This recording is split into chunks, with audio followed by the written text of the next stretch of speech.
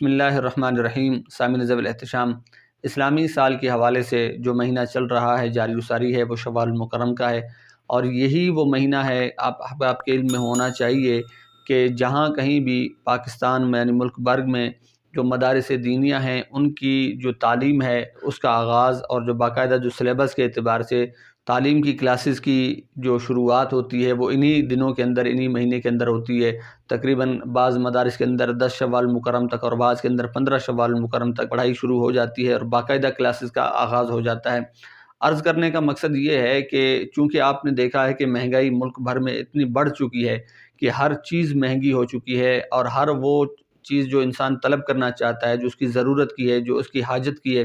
اس تک بھی دسترس نہیں پہنچ پا رہی، اور اس کو حاصل کرنے کے لیے بھی بڑی مشقت اور تگ و دو کرنے کے بعد جا کے وہ چیز جہاں جا کے حاصل ہوتی ہے۔ اور پھر اسی طرح میں گزشتہ دنوں ایک مکتبے پر گیا ایک کتاب پوچھنے کے لیے، تو پوچھنے پر پتہ چلا، حالانکہ وہ چند ایک صفحات پر مشتمل تھی، معلوم پڑا کہ یہ ایک کتاب جو ہے، صرف اور صرف ایک کتاب، وہ 4000 روپے کی مارکیٹ میں مل رہی ہے ایک مکتبے سے۔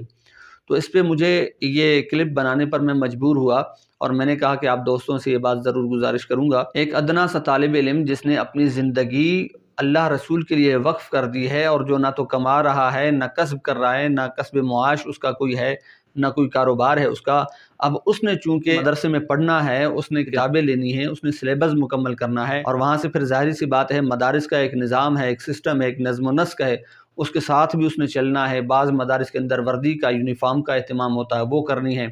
اور پھر اسی طرح یہ ساری چیزیں ایک طالب علم کے لیے بہت مشکل ہوتی ہیں۔ تو میں نے سوچا کہ آپ احباب کو یہ ضرور میں گزارش کر دوں، کیونکہ آج بھی اللہ والے اس کائنات کے اندر بہت سارے ایسے موجود ہیں مسلمان جو علماء سے محبت کرنے والے ہیں، علم دین سے محبت کرنے والے ہیں، اللہ رسول کی محبت کی شمع جو ہے ان کے سینوں کے اندر روشن و منور ہے۔ آج بھی وہ چاہتے ہیں کہ کہیں ہمیں علم ہو جائے، پتہ چل جائے کوئی مستحق ہے، کوئی زکوٰۃ کا، کوئی فطرانے کا، کوئی صدقے کا، یا اس کے علاوہ اگر کوئی اس طرح کی ضروریات کا مستحق ہے اور اس کو چاہیے کوئی چیز، تو ہم اسے پہنچانے کے لیے تیار ہیں۔ تو ان دوستوں کے لیے میرا یہ پیغام ہے، یہ ہر کس و ناکس کے لیے نہیں ہے، ان دوستوں تک کے لیے یہ پیغام پہنچائیں خدا را جو اللہ رسول کی رضا کے لیے ان حضور علیہ الصلوۃ والسلام کے، اللہ کے اور پیارے رسول علیہ الصلوۃ والسلام کے غلاموں کی اور ان کے مہمانوں کی خدمت کرنا چاہتے ہیں، اس اعتبار سے کہ ان کو کتابیں لے کر دیں تاکہ کما حقہ وہ علم دین حاصل کریں، اور علم دین حاصل کرنے کے بعد وہ معاشرے میں ایک نمایاں عالم دین بن کر آئیں کہ جس کے ذریعے سے اللہ پاک جو ہے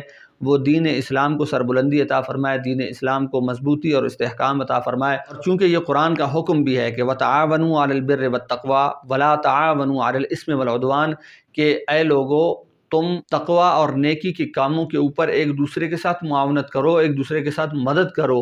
گناہ اور نافرمانی کے امور کے اوپر، کاموں کے اوپر ایک دوسرے کے ساتھ ہرگز بھی تعاون نہ کرو، ان سے دور بھاگو۔ آپ نے ہر لحاظ سے کوشش کرنی ہے کہ ان لوگوں کا ساتھ دینا ہے، اور ان علماء کا ساتھ دینا ہے جو اس وقت اپنے تئیں کوشش کر رہے ہیں دین اسلام کی سربلندی کے لیے، اور ان حضرات علماء کرام کے ساتھ آپ نے شانہ بشانہ چلنا ہے۔ آج آپ دیکھیں اتنی مہنگائی ہو چکی ہے کہ گھر کے اندر اگر 2 بچے بھی ہیں تو ان کو پالنا، ان کو کھلانا پلانا، ان کو پہنانا، رہائش دینا، یہ ہر انسان کے لیے مشکل ہو گیا ہے۔ پھر کیوں نہ آپ ان بندوں کو سلامی پیش کرتے ہیں کہ جن کے مدرسوں میں 150 200 500 1000 کے قریب طلباء پڑھ رہے ہیں، صبح و شام کا کھانا مل رہا ہے، اور پھر رہائش کا، قیام و طعام کا اہتمام کیا گیا ہے۔ آج ہر انسان اپنے 2 بچوں کو، 2 اولاد کو نہیں پال سکتا، پھر سلام پیش کریں ان لوگوں کو جو اتنی کثیر تعداد میں طلباء کرام کو کھانا بھی کھلا رہے ہیں، رہائش بھی دے رہے ہیں، قیام و طعام کا انتظام بھی کر رہے ہیں، اس کے علاوہ دیگر سہولیات اور فیسیبلٹیز بھی دے رہے ہیں۔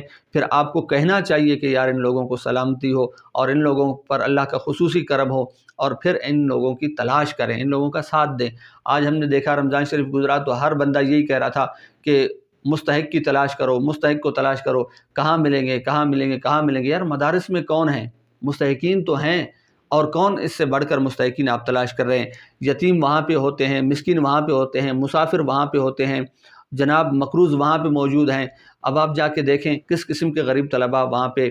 زیر تعلیم ہے اور تعلیم حاصل کر رہے ہیں، اور اسی طرح وہ جو منتظمین ہیں، محتممین ہیں، وہ جو کچھ کر رہے ہیں اللہ کی رضا کے لیے کر رہے ہیں، اور یقیناً اللہ ہی ان کو اس کا اجر عطا فرمائے گا۔ لیکن آپ بھی مسلمان ہیں، بحیثیت مسلم آپ کا یہ فرض بنتا ہے، آپ کی یہ ذمہ داری بنتی ہے کہ آپ جا کے ان کے ساتھ تعاون کریں جس قدر ہو سکے۔ اگر آپ ایک 10 روپے دے سکتے ہیں تو 10 روپے بھی دیجئے. اگر آپ کو اللہ نے عطا فرمایا، آپ اہل ثروت میں سے ہیں، رب نے آپ کو نوازا ہوا ہے اور آپ ہزاروں روپے دے سکتے ہیں تو ہزاروں روپے دیں. اگر لاکھوں روپے دے سکتے ہیں لاکھوں روپے ڈونیٹ کریں. اگر کچھ بھی نہیں ہے، اگر آپ کو مطلب آپ اس انداز میں دے سکتے ہیں کہ آپ اس محتمم صاحب کے پاس چلے جائیں، ناظم صاحب کے پاس چلے جائیں اور ان سے پوچھئے کہ جناب آپ کے مدرسے میں کتنی کلاسز ہیں، کتنے طلباء ہیں، کون سی کتابیں پڑھتے ہیں، اور ان کا ایک ایک کلاس کا ایک ایک بچے کا فیس سیٹ کتنے کا آئے گا. آپ کچھ بھی نہ کریں، امام صاحب کو کچھ بھی پیسے نہ دیں، ناظم صاحب کو کچھ بھی پیسے نہ دیں، مارکیٹ میں چلے جائیے، جتنے سیٹ انہوں نے مانگے ہیں ان میں سے جتنے آپ لا سکتے ہیں لا کے پہنچا دیجئے. اور اجر کا مطالبہ صرف بارگاہ الہی میں کیا جا سکتا ہے. اللہ پاک ہمیں ان نیکی کے کاموں کے اوپر زیادہ سے زیادہ بڑھ چڑھ کر حصہ لینے کی توفیق عطا فرمائے، اور اسی کار خیر کے صدقے سے اللہ پاک ہماری دینی اور دنیاوی تمام نیک مرادوں کو پورا فرمائے. آمین بجاہ سید المرسلین.